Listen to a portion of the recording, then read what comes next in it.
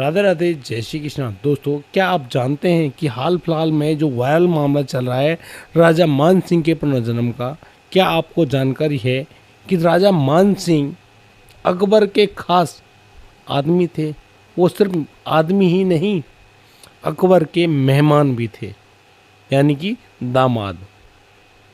दोस्तों, क्या आप जानते हैं कि राजा मान सिंह की किस प्रकार से जान गई थी, उन्होंने अपनी अंतिम सांसें कहाँ ली और किस लिए उनको मिर्जा की उपाधि दी गई, किस लिए वो महाराणा प्रताप के लिए गद्दार साबित हुए और किस लिए वो युद्ध जिसको हल्दी घाटी के नाम से जाना जाता है क्यों हुआ।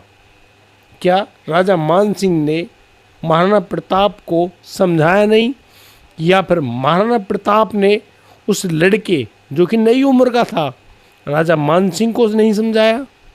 क्या उन दोनों के बीच में संधि नहीं हुई। क्या वो दोनों एक दूसरे के रिश्तेदार होने के बावजूद उन्होंने एक दूसरे की बात ही नहीं मानी।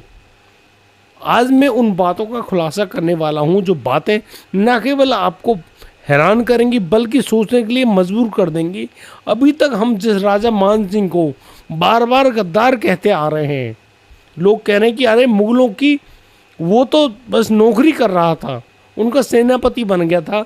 क्या था पूरा मामला, क्यों उसने ये अधीनता स्वीकार करी, आखिर उसके पीछे मुख्य वजह क्या रही है। आज की इस वीडियो में आप सारी बातों को जानने वाले हैं और अंत में मैं आपके सामने एक ऐसा खुलासा करने वाला हूं जिसको आप जानते ही ना हो। दोस्तों, अब हम इस वीडियो की शुरुआत करते हैं और आपने चैनल को सब्सक्राइब नहीं किया है तो प्यार भरी गुजारिश है चैनल को सब्सक्राइब अवश्य कर लें। दोस्तों, जैसे कि आप जानते हैं ये समय होता है 1550 का और 21 दिसंबर की उस शाम को राजा मान सिंह इस दुनिया में सांस लेते हैं। उनका जन्म हुआ। राजा भारमल बहुत ज़्यादा प्रसन्न हुए। उन्होंने बड़ी तसल्ली से बहुत सारे उपहार दिए और बड़े ही ढंग से प्रसन्न होते हुए उन्होंने जय जयकार करी। राजा मान सिंह इस दुनिया में आ तो गए, जैसे जैसे बड़ा होने लगा उधर वो जो तख्त था मुगल कालीन जहाँ पर हुमायूं राज किया करते, उनकी ऐसे में मृत्यु हो जाती है और फिर मात्र 13 साल की उम्र में ही जो राजा अकबर है उसको दिल्ली सल्तनत का राजा चुन लिया जाता है। उस समय इस लड़के यानी कि राजा मान सिंह की उम्र मात्र 6 साल थी, यानी कि 1555 में ये सब कुछ हो गया था। उधर अकबर ने जब से वो राजा बना, वो उसके जो सलाहकार है उसके इर्द गिर्द रहते, उन्होंने बहुत सारी सलाह दी, बहुत सारी विचारें करे और उन्हीं विचारों के दम पर अकबर का जो शासन था वो दिन प्रतिदिन बढ़ता चला गया। और ये समय भी आता है जिसको सन 1562 कहा जाता है, जब राजा भारमल खुद अपने राज्य को बचाने के लिए राजा अकबर की शरण में गए। वहाँ पर उन्होंने संधि तो कर दी और इसी संधि के चलते भारमल ने अपनी पुत्री हरकाबाई की शादी भी अकबर से कर दी। यह न केवल एक संधि थी, जबकि यहाँ उस राजा की अधीनता को ना स्वीकार करते हुए एक रिश्तेदारी में तब्दील कर दिया और राजा भारमल जो कि आमेर में थे, आमेर के शासन को बड़ी तसल्ली से चलाने लगे। और जैसे ही ये 62 में हरका की शादी हुई अकबर से, ये राजा मान सिंह जो था, ये 12 साल का लड़का, ये दिल्ली आ जाता है और दिल्ली राजा के उसी जो राजपाट है, जो रहने का, सेनाओं का, हर तरह का जो संबंध होता है उसमें भाग लिया करता। और बहुत जल्दी राजा मान सिंह ने अपने आप को प्रिपेयर करना शुरू कर दिया। ये मतलब बहुत अच्छे ढंग से रहता, सीखता, समझता। जो मुगल कालीन जो लड़के थे, दानियल वगैरह जो अकबर की औलाद थी, उनके साथ बड़े अच्छे ढंग से रहता, पूरा तालमेल बिठा लिया और वो एक अच्छा योद्धा बना, बढ़िया तलवारबाजी करी, सब कुछ हुआ। लेकिन उधर उसके लिए जो 1568 जो समय आता है वो बड़ा दुख दर्द वाला था। दरअसल होता ये है कि जो राजा मान सिंह उसके दादा राजा भारमल इस दुनिया में नहीं रहे। उसके बाद भगवान दास नाम का जो व्यक्ति जो राजा मान सिंह का पिता था, वो अब आमेर के राजा घोषित हो गए। बड़ी तसल्ली से इनका राजपाट चलता रहा। राजा मान सिंह अपनी उसी भूमिका में, यानी कि जो अकबर के पास था, अकबर की सेना में पूरी भूमिका निभाया करता। बड़े अच्छे भाव से राजा मान सिंह जो हिंदू राजा थे उनके साथ बातचीत किया करते, उनको मतलब कि पटाते, उनसे कहते कि भैया देखो मानना तो आपको पड़ेगा, आप यदि प्यार से मान जाते हैं तो बहुत सारे लोगों को अपनी जान नहीं खोनी पड़ेंगी, और यदि युद्ध होगा तो उसमें तुम्हारा भी नुकसान होगा, हमारा भी नुकसान होगा, तो हम नुकसान ही क्यों करें, लूटपाट ही क्यों करें। राजा अकबर की अधीनता स्वीकार कर ले, और शायद किसी भी राजा को जब ये लगेगा कि हाँ शांति वार्ता से ये मामले निबट सकते हैं तो निबट जाने चाहिए। इसी प्रकार की शांति वार्ता को लेकर राजा मान सिंह वीर शिरोमणि महाराणा प्रताप के पास पहुंचे थे। उनसे भी कहा था कि प्रताप आप, जो कि उनके भी फूफा लगते हैं, जो राजा मान सिंह की बुआ, एक जो बुआ है वो महाराणा प्रताप को ब्याही गई थी, वो उधर भी फूफा लगता है, दोनों साइड फूफा फूफा है। अब इनकी जो वार्ता हुई बड़े ढंग से हुई, लेकिन महाराणा प्रताप ने उस मान सिंह को बहुत बुरा भला कहा, उससे कहा कि तुम मुगलों की अधीनता को स्वीकार करता, तुझे शर्म आनी चाहिए। अरे ऐसे राज में जीने का क्या हक है जहाँ पर तुम अपने परिवार को, अपने बच्चों को ब्याह रहे हो, उनके टुकड़ों पर पल रहे हो, क्या ऐसी अधीनता तुमको स्वीकार करनी चाहिए।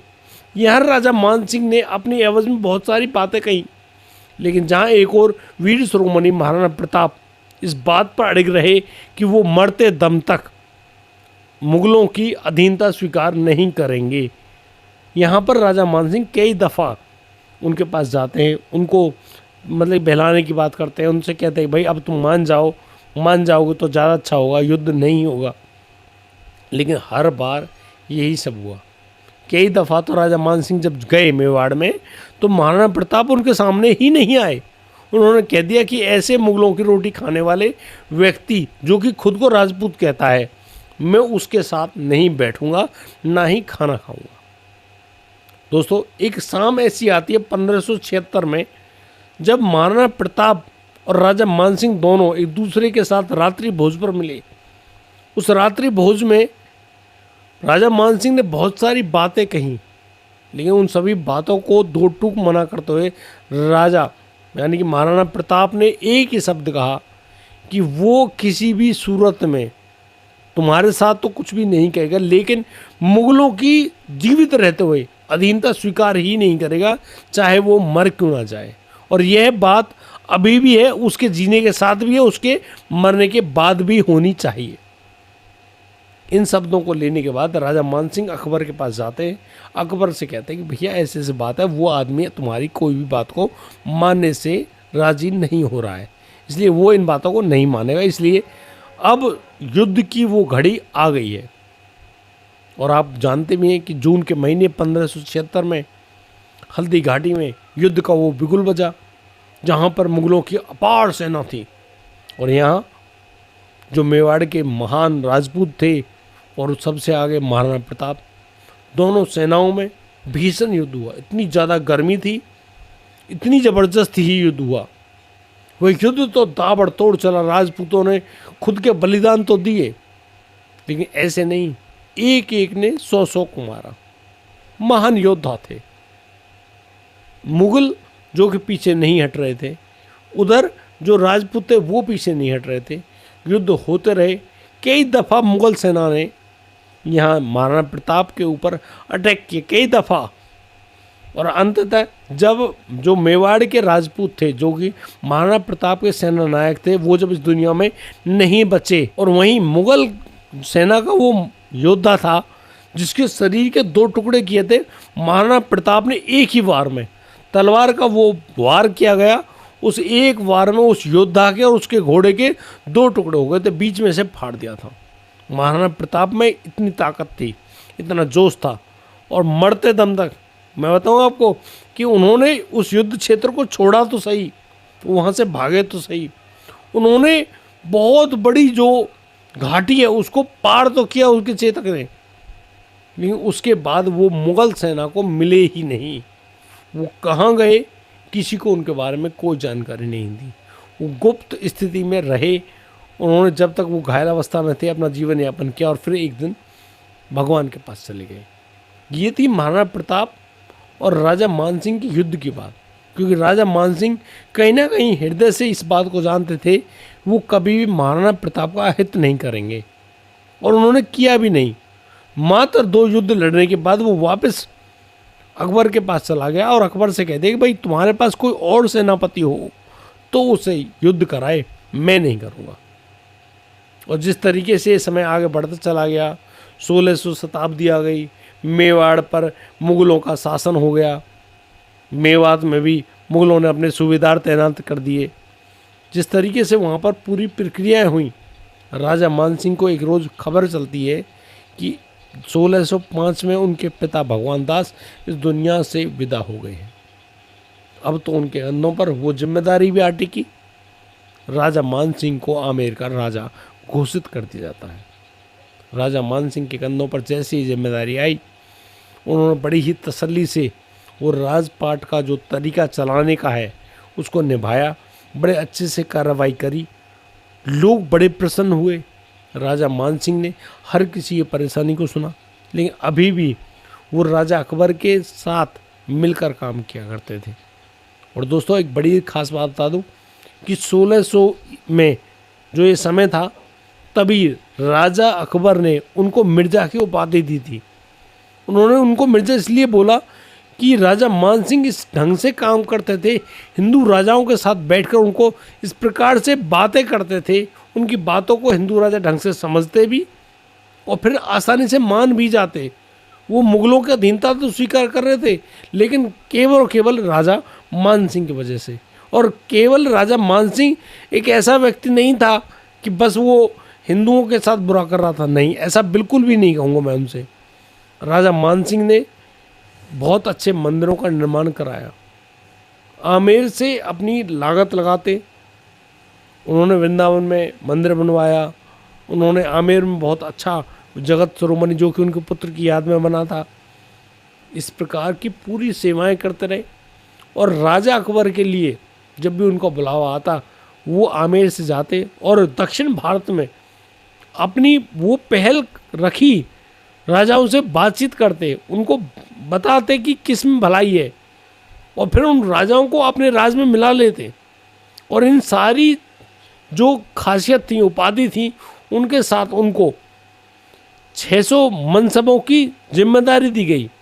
अब ये मनसब तो भाई मुझे नहीं मालूम ज़्यादा क्या होता है, लेकिन इसको एक खास वजीफ़ा बोलते हैं, क्योंकि मुग़ल कालीन शासन में किसी को भी इस प्रकार के मनसब हिंदू राजा को मिलना मुमकिन ही नहीं था। उधर बीरबल इस दुनिया को छोड़कर चले गए, यहाँ अबुल फजल भी छोड़कर चले गए। और ये लगभग 1607 की बात है, जब राजा अकबर जो है उनकी जान पर भी बात बनाई।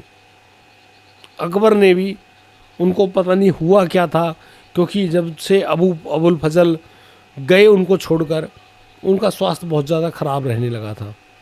उधर ये जो राजा मानसिंह है, इनकी उपाधि नवरत्नों में आ गई थी, क्योंकि ये बहुत अच्छे सलाहकार भी थे राजा अकबर के। ये अपनी सारी प्रक्रियाओं को किया करते। इधर इन्होंने अपना बहुत अच्छे ढंग से आमेर का किला भी संभाल रखा था। लेकिन अब बात आती है इस बात के लिए कि जो राजा मानसिंह था उसका अंत समय कहाँ पर था। यहाँ पर 2 बातें मैं आपसे कहूँगा कि जो राजा मानसिंह का पुनर्जन्म लेकर आया, जो कानाराम बैरवा है, वो तो कहता है कि जो अनाज मंडी है, अनाज मंडी के निकट उसके दुश्मनों ने उस पर घात लगाकर उसको मार डाला था। मैं आपसे ये बात कहूँगा कि ये उनकी वो बात नहीं है जो राजा मानसिंह के समय पर हुई थी। ये बात है किसी और जन्म की जो उसको याद है। लेकिन राजा मानसिंह का अंतिम समय मध्य प्रदेश के बुरहानपुर में बीता। ये वो समय था जब ये बहुत ज़्यादा बीमार हुए, इतने ज़्यादा बीमार हुए कि इन्होंने अपनी पहले से ही कौन जिम्मेदारी कैसे कैसे संभालेगा, इनका पुत्र संभालेगा या फिर उनके जो पद का जो सदुपयोग कहाँ पर किया जाएगा, एक एक जानकारी को लिखकर इन्होंने अपनी अंतिम सांसें तो ली। और उस समय बुरहानपुर में एक बड़ा हल्ला सा मचा कि राजा मानसिंह इस दुनिया में नहीं रहे। अब राजा मानसिंह इस दुनिया को छोड़कर जा चुके थे। लेकिन सबसे बड़ी बात जो प्लस पॉइंट मैं आपको बता दूं कि कि राजा मान सिंह की इन उपाधियों से, इन खासियतों से, इन वीरता से, इन बुद्धिमानी से, इतना गजब का आदमी होने के एवज में जो अकबर है, अकबर की या तो कोई भतीजी थी या फिर कोई भांजी थी जिससे राजा मान सिंह की शादी हुई थी।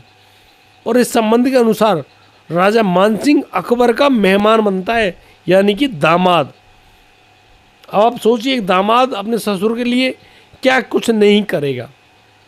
ये ऐसी बात है जो कि कहीं ना कहीं कंट्रोवर्सी को फैला देगा, लेकिन ये इतिहास के पन्नों में दर्ज है। अब उसी के मुताबिक मैं आपको इतनी सारी बातें बोल रहा हूँ। अकबर की या तो वो भांजी थी या फिर वो भतीजी थी जिसकी राजा मान सिंह से शादी कराई गई। ये बातें इतिहास के पन्नों में दर्ज हैं। अब यहाँ पर कितनी सच्चाई रही है, कितना इसमें झूठ है, इस बात के बारे में खास जानकारी नहीं है। ना ही मैं आपसे ज़्यादा बातें करूँगा, क्योंकि मैं झूठ को झूठ साबित नहीं करूँगा, सच को साबित करने के लिए दम लगा दूँगा। और हाँ, मुझे एक छोटी सी बात समझ में नहीं आई। दरअसल कल जो मैटर था, कल जो वीडियो थी, PLR सेशन किया गया था, जो लड़का का नाम बैरवा है, क्योंकि बहुत सारे लोग उनको झूठा साबित कर रहे थे, उनको गलत कह रहे थे, जबकि उनकी वार्तालाप से ये सिद्ध हो गया था कि ये वाकई में राजा मान सिंह का पुनर्जन्म है। उनकी आत्मा भी इस बात को जानती है। लेकिन मैं अब आपसे ये बात कहूँगा कि मेरे प्यारे दर्शक, मेरे प्यारे भाई मुझको लिखकर भेज रहे हैं कि मैं पी कर बकवास कर रहा हूँ। भाई साहब, मैं एक बात कहता हूँ, ठाकुर जी की कृपा से एक बात कहना चाहता हूँ। उस इंसान को मैं 3 लाख रुपए तक की इनाम राशि दूंगा जो आदमी, इस आदमी को जो तुम्हारे सामने बैठा है, इसको शराबी घोषित कर दे। इसके खून के एक कतरे से, मतलब जिस शब्द को मैं बोलना पसंद नहीं करता, उसका एक रोआ निकाल दे। अरे तुम इस भाषा की बात कर रहे हो, ये जबान ना किसी एक्सीडेंट की वजह से भी टूट सकती है, किसी लकवे की वजह से भी खराब हो सकती है, हमेशा पीने के बाद नहीं। लेकिन संत तुलसीदास जी कहते हैं, जाके रही भावना जैसी, प्रभु मूर्त देखी तिन तैसी। तो भैया, आप जैसे हो वैसा ही दूसरों को समझते हैं। बाकी ठाकुर जी की असीम अनुकंपा के अनुसार मैं इन बातों को कह रहा हूँ। भाई साहब, कहीं तक भी, कभी भी, जब तक ये शरीर जीवित है, आप इस प्रकार का कोई भी दोष अगर मुझ में देखें तो जहाँ मर्जी वो गोली मार सकते हैं। मैं तैयार हूँ आपके साथ। परमपिता परमात्मा की कृपा से बिल्कुल स्वस्थ हूँ, ठीक हूँ। लेकिन एक बड़ा हादसा हो गया था जिसकी वजह से ये शरीर कोमा में भी रह के आया है। इसको आधा शरीर लकवा में भी हो गया था, और लकवा की वजह से ही मेरी आवाज़ ऐसी है। अगर आपको कोई भी तकलीफ़ हो रही हो मेरी इस आवाज़ से, मेरे द्वारा दी गई इस जानकारी से, तो उसके लिए मैं आपसे हाथ जोड़कर क्षमा याचना करना चाहता हूँ। लेकिन प्लीज़ आप इस प्रकार की भाषा का इस्तेमाल ना करें। बाकी आप करेंगे तो भाई मुझसे रुकते थोड़ी है, जो मर्जी हो कहो। मैं अपना काम कर रहा हूँ, तुम अपना काम कर रहे हो। आज के लिए सिर्फ इतना ही। राधे राधे, जय श्री कृष्ण।